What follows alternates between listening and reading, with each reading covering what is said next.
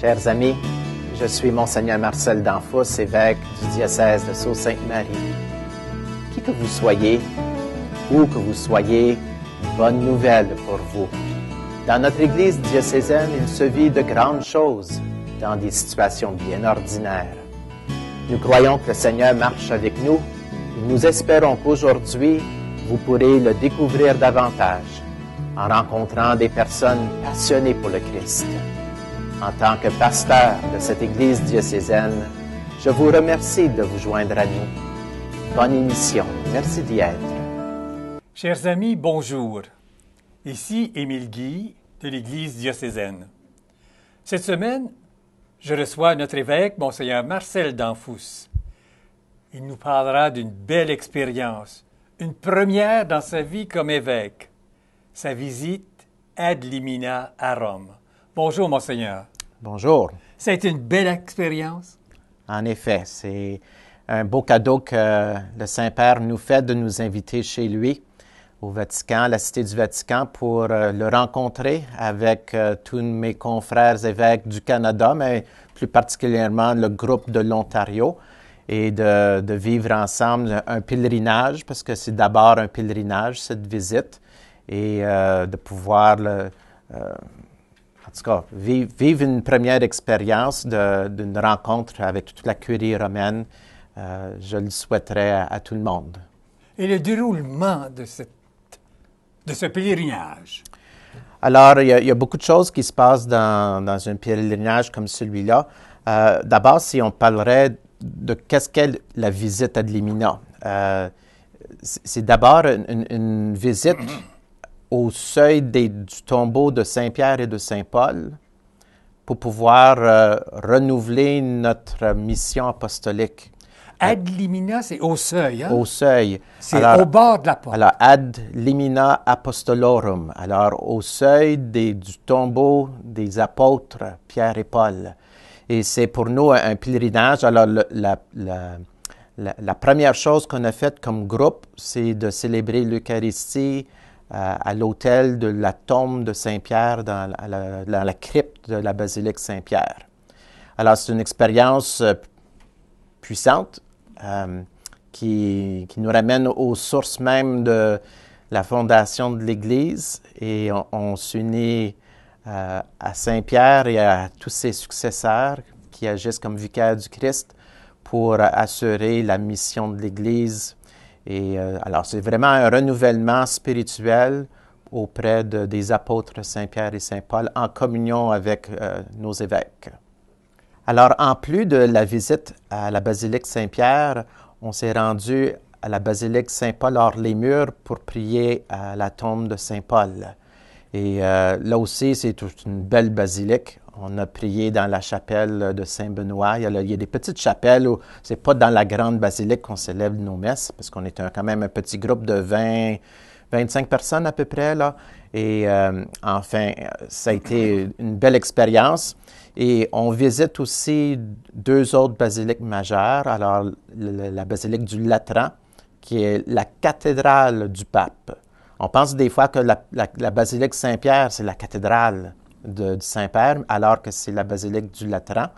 Et finalement, la dernière qu'on a visitée, où on a célébré l'Eucharistie, c'est la basilique Sainte-Marie-Majeure, où j'ai eu l'honneur de présider la messe pour notre groupe d'évêques dans la chapelle où il y a une icône vénérée à Rome de la Sainte Vierge, qui est comme le salut du peuple romain.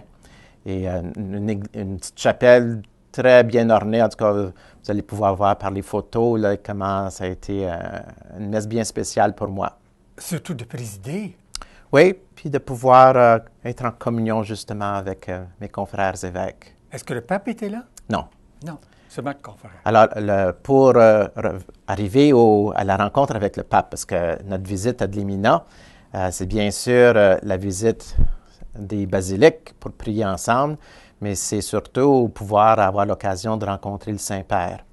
Et dans cette rencontre-là, on le rencontre juste une fois, et ça a été une rencontre de tout le groupe ensemble. Autrefois, le pape prenait le temps de rencontrer chaque évêque individuellement. Mais le pauvre pape, avec tous les évêques qu'il y a, c'est vraiment impossible pour insérer ça dans son horaire. Alors, il fait ça par groupe, mais il a passé quand même 2 heures avec nous et ça a été un échange assez extraordinaire. Il nous a salués quand on est rentré chez lui. Bien, d'abord, juste rentrer dans le palais du Vatican, on passe par des grands escaliers, on rentre dans une cour intérieure, on rentre dans ses appartements, puis il y a plusieurs antichambres avant d'arriver dans la salle où il nous rencontre. Mais lorsqu'on arrive chez lui, il nous a salués personnellement. Ensuite, on s'est tous assis en grand cercle. Et là, il ne nous a pas fait un grand mot d'adresse, là, des paroles très simples. Le pape, il est très affable, très détendu. Il dégage une grande paix, une simplicité. Alors, ça nous a comme calmés. Puis, il nous dit, bon, ben là, c'est comme on va jouer au football, au soccer. C'est à vous de prendre le ballon. Puis, vous prenez la parole. Si vous avez des choses à me dire, des questions à me poser. Alors, c'est un peu comme ça que s'est déroulée la rencontre avec le Saint-Père. Ça a été un moment bien précieux. Et le pape, bien sûr, nous a invités à considérer l'importance de notre travail, de notre ministère, et de s'assurer qu'on dégage toujours la joie de l'Évangile, qui a été sa première exhortation apostolique, une invitation pour nous à faire de notre pastoral, de la nouvelle évangélisation, quelque chose qui est important dans notre ministère, dans nos diocèses respectifs. Alors, suite à cette rencontre avec le pape, on fait aussi la visite de toutes les congrégations et les différents dicastères. Alors, il y en a qui vont peut-être se poser la question, c'est quoi ça? Alors, si on allait à Toronto, à Queen's Park, pour visiter les différents départements du gouvernement provincial, alors il y a des bureaux, il y a des ministres qui ont des différentes responsabilités. Alors, au Vatican, on a un peu le même genre de système. Alors, il y a différentes responsabilités en Église. Alors, par exemple, tout ce qui concerne la liturgie, les sacrements, tout ce qui concerne l'éducation catholique, tout ce qui concerne la justice sociale, tout ce qui concerne la secrétaire d'État, le rapport avec les gouvernements. En tout cas, il y a une panoplie de dicastères. Et alors, on prend le temps, durant une semaine de temps, de visiter ces différents dicastères. Combien à peu près? Peut-être une quinzaine. Oh, alors, notre semaine, c'est pas une semaine de repos. La première journée, le lundi, on a visité 5 différents dicastères. Alors, c'est des journées bien coordonnées. Tout est déjà planifié d'avance parce que ces gens-là sont très occupés. Alors, tout est organisé à plusieurs mois d'avance et on tâche de bien profiter de notre séjour à Rome pour ce qu'on puisse voir autant de monde que possible. Et vous vous préparez pour aller à ces dicastères? Alors, il y a un travail qui se fait d'abord ici dans notre diocèse, comme dans tous les diocèses respectifs des évêques. Et il s'agit de préparer d'abord ce qu'on appelle un rapport quinquennal. Alors, quinquennal, ça veut dire à tous les 5 ans. Habituellement, c'est une visite, la visite ad limina se fait à tous les 5 ans. Mais il y a des exceptions. Nous autres, les évêques du Canada, ça faisait 11 ans qu'on n'était pas allés. Et donc, pour toutes sortes de raisons, quand il y a beaucoup plus d'évêques, alors le pape ne fournit pas. Ça, c'est la première raison. Puis finalement, il y a des fois, il y a des années où il y a des fêtes spéciales, où il y a des voyages. Alors ça coupe beaucoup sur le temps qu'il aurait de disponible pour rencontrer les évêques. Alors, nous autres, ça faisait 11 ans qu'on n'est pas allés. Alors, je reviens au rapport quinquennal, où c'est un rapport où on fait l'état de la réalité de la vie d'Église de notre diocèse respectif. Alors, on tâche passer à travers tout ce qui concerne la vie d'un diocèse, tous les défis qu'on a rencontrés, les réussites, les forces, les faiblesses et tout le travail pastoral qui se fait. Alors, moi, j'ai eu la chance de ne pas être obligé de faire un rapport complet parce que j'étais tout récemment arrivé. Alors, j'ai fait un rapport sommaire Mais c'est quand même un travail important pour faire le point sur où nous en sommes dans notre Église diocésaine. On envoie tout ça à Rome 4 mois d'avance. Et là, eux prennent le temps de lire des sections qui ont trait à leur domaine. Dicaster. C'est ça. Alors, quand on les rencontre, ils sont déjà un petit peu au courant de ce qui se passe dans la vie de nos diocèses. Alors, ils peuvent nous poser des questions des fois, comme lorsqu'on fait un rapport, ils sont déjà un petit peu mis au point. Et les rencontres, c'est vraiment des dialogues, hein? Ils nous font une petite brève présentation de qui ils sont, de qu'est-ce qu'ils font, mais ils nous laissent tout de suite la parole. Et là, on peut poser des questions qui... Est-ce que vous étiez la vingtaine d'évêques en même temps au même endroit? Ouais. Ou si vous étiez répartis Bien, en il y a sous-groupes? des jours où, puisqu'on avait plusieurs places à faire, il fallait se diviser dans plusieurs groupes, comme en 2 groupes. Et alors là, on n'était pas tous les évêques en même temps, là. Mais la plupart du temps, on était tous là. Et chaque évêque pouvait parler de ce qu'il avait à cœur. Oui, toute liberté. Mais on a toujours un évêque qui a été désigné d'avance. Alors, ça, c'est un travail qui se fait alors sur place, le soir avant la prochaine journée. On se rencontre pour planifier la prochaine journée, repasser un petit peu les questions qu'on a La à préparation poser. du match. Oui, pour rencontrer le dicaster et avoir des questions prêtes. Et enfin, il s'agit de bien être efficace dans nos réunions. Et vous avez été désigné pour quel dicaster? Moi, j'ai pas eu de dicaster. J'étais tout jeune évêque, j'ai encore bien des choses à apprendre, mais j'avais d'autres responsabilités, comme présider la messe, justement, à la basilique Sainte-Marie-Majeure. Alors ça n'a pas demandé des grandes préparations. Ben, une belle petite homélie, toujours. Oui? Ben oui. Et le thème de cette homélie? Ah, C'est curieux. t'es curieux, hein? J'essaie de me rappeler de quoi j'ai parlé. C'est vrai, ça fait déjà quelques jours. Oui, des semaines. c'était en fait dans les Actes des Apôtres, alors qu'on a institué les diacres, parce qu'il y avait un besoin qui s'est fait sentir. Jésus n'a pas institué les diacres. Alors moi, j'ai fait un lien entre comment la première communauté chrétienne s'est organisée pour pouvoir rendre les services nécessaires à l'Église qui était grandissante. Et là, j'ai fait référence à la curie romaine qu'on visitait. Je dis, on s'est organisé depuis 2000 ans pour pouvoir bien servir notre Église universelle. Et c'est le fruit de l'Esprit qui continue à travailler en nous. Alors là, j'ai fait un rapport comme celui-là dans mon homélie. Est-ce qu'il y a quelque chose d'autre au sujet de ces dicastères que vous aimeriez mentionner? Eh bien, on prend toujours le temps de partager des soucis importants qu'on porte ici au Canada. Et alors, toute la question de la nouvelle loi sur le suicide assisté, ça nous préoccupe beaucoup. Et c'est comment, comme Église, gérer une pastorale alors qu'il y a des lois qui nous disent le contraire. Alors, c'est une difficulté qu'on rencontre et on a partagé beaucoup cela avec les évêques là-bas, les cardinaux, le Saint-Père. On a parlé aussi de l'importance du respect de la liberté de conscience qu'on enlève aux médecins et à ceux qui ont des responsabilités dans les soins de santé. Là aussi, on essaie d'éduquer et d'aider nos catholiques à pouvoir gérer avec ces nouvelles lois.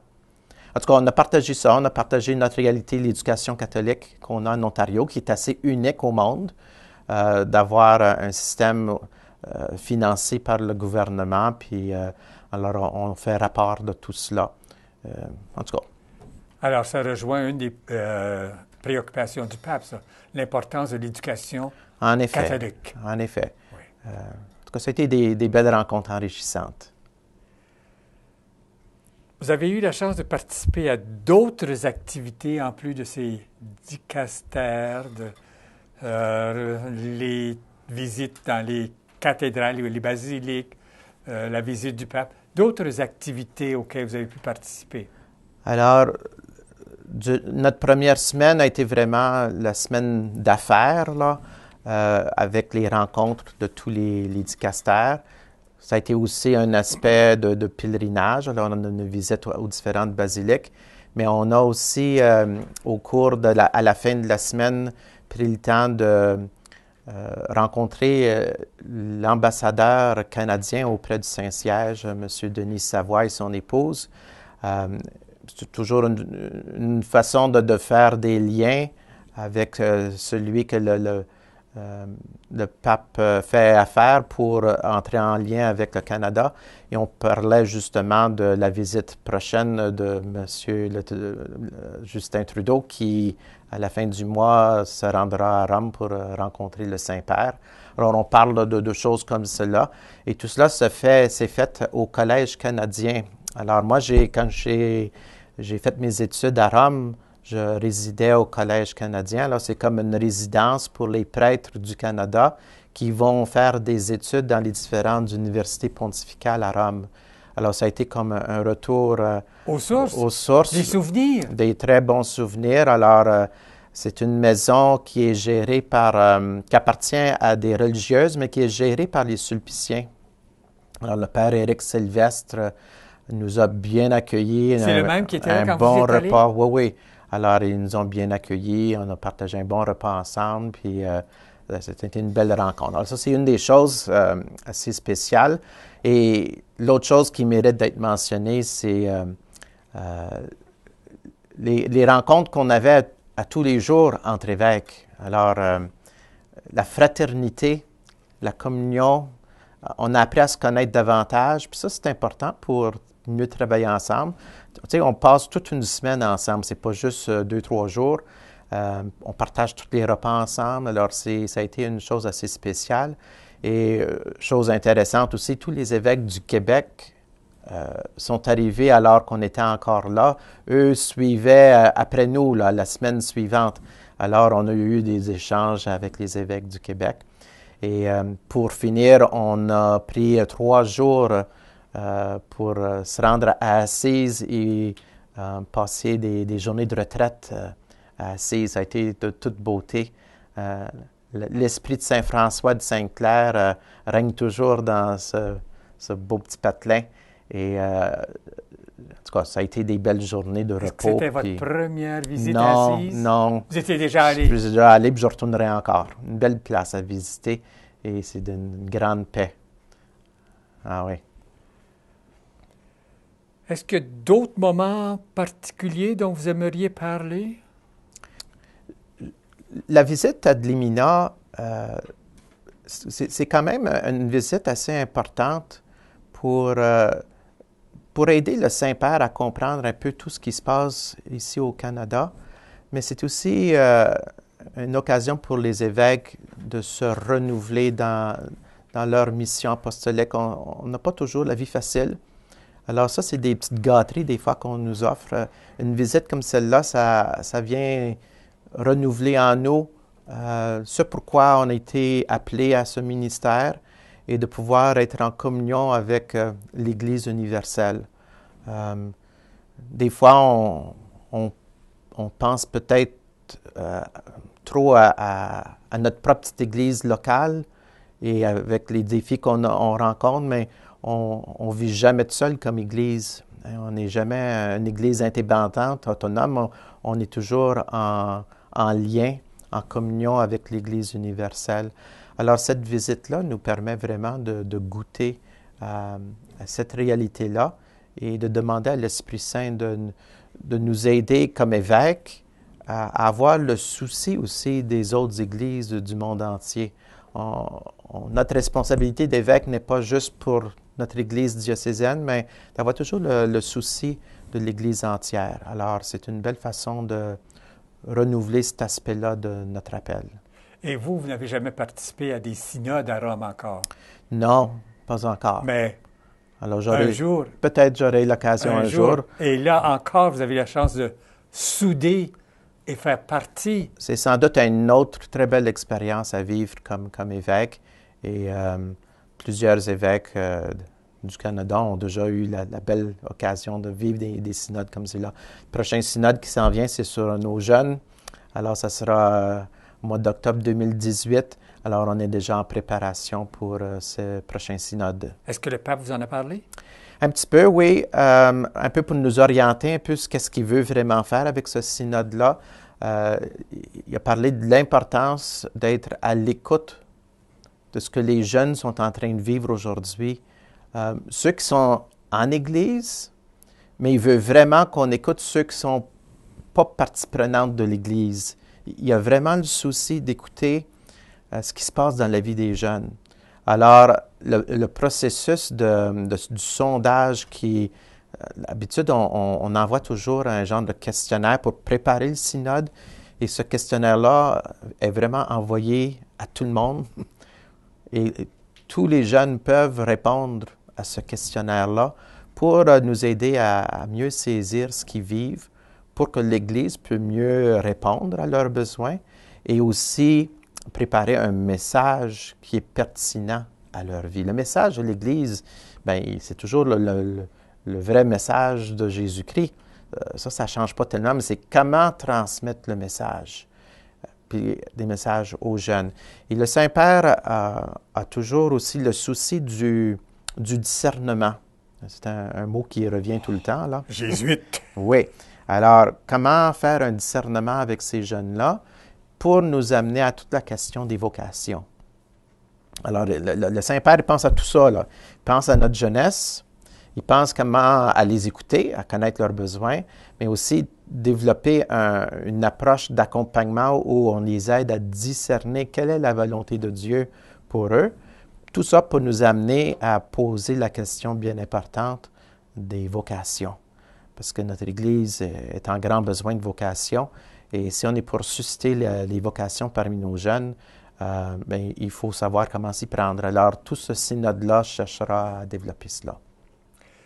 Est-ce qu'il y a d'autres choses dont vous vous souvenez au sujet du message du pape ou de l'échange avec le pape lors de votre rencontre des évêques de l'Ontario avec le pape? Parce qu'on voit que ce n'est pas le même message qu'il dit aux évêques du Québec. Non, parce que dépendant des questions qu'on pose, puis tout ça, alors je sais qu'à un moment donné, un évêque a posé une question au Saint-Père par rapport à la joie, parce que c'est un thème qui revient souvent dans ses écrits. Et le pape nous a partagé d'une façon très personnelle comment il vit cette joie-là, alors que lui-même, c'est pas, il nous a partagé bien personnellement. Je ne suis pas naturellement une personne joyeuse. Alors, il dit... C'est étonnant. Mais il dit c'est une vertu. C'est une vertu qu'on a développée. Il faut se laisser habiter de la joie de Dieu.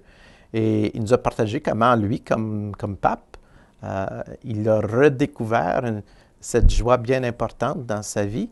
Et c'est toute la joie de cette rencontre qu'on a faite avec Jésus-Christ. Alors, il nous a ramené un peu à la joie de l'Évangile qu'il nous a écrit, comment, une fois qu'on a rencontré Jésus-Christ, on ne garde pas cette joie-là pour nous-mêmes, on la partage avec les autres. Et donc, il nous a partagé un peu tout cela là, dans sa vie personnelle. Ça veut être vraiment spécial, ça. Belle rencontre, en effet. Joie de l'amour, est-ce qu'il en a parlé? Ça, c'est joie de l'Évangile, mais joie de l'amour. Mais il y avait tellement de choses. Oui, il n'en a pas parlé particulièrement de ce document-là, mais c'est toujours un souci qu'on a. Il a parlé un petit peu de la date aussi, également. Et, il fait référence à déjà ce qu'il nous a écrit pour faire un peu le point de tout ce qui nous interpelle à vivre dans chacun de nos diocèses. Vous avez parlé de beaucoup, beaucoup de choses. Avec quoi revenez-vous comme au cœur de votre visite, là? Bien, d'abord le fait qu'on n'est pas isolé, on n'est pas une petite île par nous-mêmes, le diocèse de Sault-Sainte-Marie. Toujours en communion avec l'Église universelle. Alors, cette expérience-là m'a davantage ouvert à toute cette réalité d'une façon beaucoup plus concrète. Et ce que je ramène ici, c'est un peu la conviction profonde que le Saint-Père m'a déjà communiquée par ses écrits, et qui est celui de l'importance de la nouvelle évangélisation dans tout ce qu'on entreprend dans nos diocèses. Il dit, c'est pas une question de forcer du monde à l'Église, mais il faut savoir les séduire avec un message qui est vrai, un message qui est riche, un message qui est pertinent pour la vie des gens de tous les jours. Alors, on a à apprendre à communiquer cela à les gens en dehors des murs, alors en périphérie. Alors, aller de l'avant, rencontrer les gens là où ils sont et les accompagner. Alors ça revient à la joie de l'amour. Alors, toute la place de l'accompagnement, du discernement et comment intégrer tout ça dans notre vie d'Église. Quelque chose de spécial aux diocésains suite à cette visite? Eh bien, le pape nous a fait une demande bien spéciale, qui est celui de prier pour lui. Alors, moi, j'apprécie énormément les prières de tous les fidèles du diocèse pour mon ministère épiscopal. Mais vous savez, à la messe, on prie tout le temps pour le pape François. On le mentionne dans la prière eucharistique. Et le pape nous rappelle constamment, n'oubliez pas de prier pour moi. Et quand on voit tout ce qu'il fait, puis tous les défis qu'il rencontre, puis toutes moi, je comprends un petit peu les décisions puis les problèmes que je dois gérer ici, puis je peux juste m'imaginer, c'est 100 fois plus important pour lui comme le Saint-Père. Alors, il doit vraiment être habité de l'esprit, de la sagesse de Dieu pour pouvoir exercer son ministère pétrinien. Alors, je demande à tous nos fidèles de bien vouloir prier pour notre Saint-Père. Mais je vois sur la table quelque chose dont on n'a même pas parlé, un souvenir que vous avez reçu. Alors, le pape remet à tous les évêques qui font une petite visite un petit cadeau souvenir. Alors, il s'agit d'une genre de médaille de la Sainte Vierge qui porte l'enfant Jésus dans ses bras. Alors, pour moi, ce sera un beau souvenir à mettre sur mon bureau pour que je n'oublie pas de prier pour le Saint-Père et de toujours m'unir à l'intercession de la Sainte Vierge qui veille constamment sur nous et sur toute l'Église. Alors, Seigneur, c'est tout le temps qu'on a. Merci beaucoup c'est un plaisir de partager avec nous ces moments très inspirants dans votre vie spéciale comme pasteur de notre diocèse. Et chers téléspectateurs, chers amis, merci d'être fidèles. À une prochaine.